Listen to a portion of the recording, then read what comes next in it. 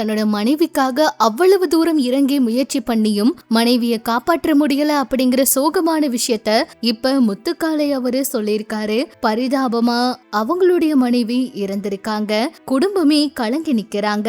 நடிகர் முத்துக்காளை அவங்களுடைய மனைவி மாலதி கடந்த சில வாரமா உடல்நல குறைவால மருத்துவமனையில சிகிச்சை பெற்று வந்தாங்க.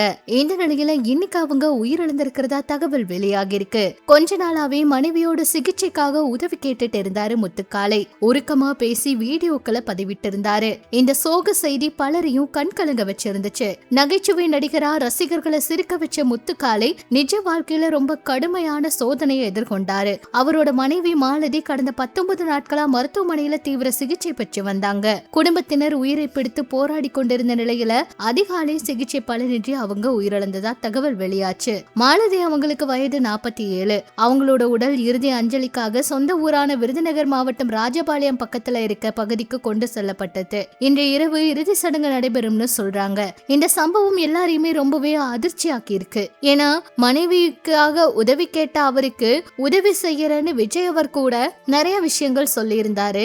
அந்த வீடியோ வெளியாகி பெரும் பரபரப்பெல்லாம் அப்ப ஏற்படுத்தி இருந்துச்சு. அரசு தரப்புல இருந்து உதவி சென்றதால சொன்னாங்க. அமைச்சர் ராஜ்மோகன் அவரெல்லாம் நேர்ல போய் மருத்துவமனைக்கு போய் குடும்பத்தினரை சந்திச்சு ஆறுதல் சொன்னாரு. சிகிச்சைக்கான உதவிகள் செய்யப்பட்டதாகவும் சொன்னாங்க.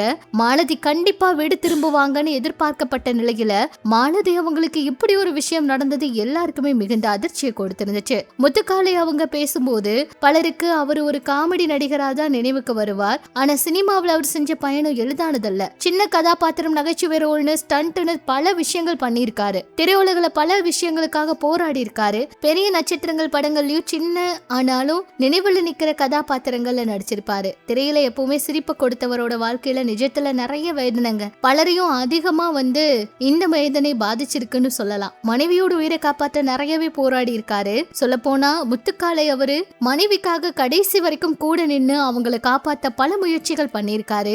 இப்படி ஒரு கணவர் கிடைக்கிறதெல்லாம் கொடுத்து வச்சிருக்கணும் அப்படின்னு எல்லாம் கூட பலரும் அவரை பாராட்டி பேசியிருக்காங்க.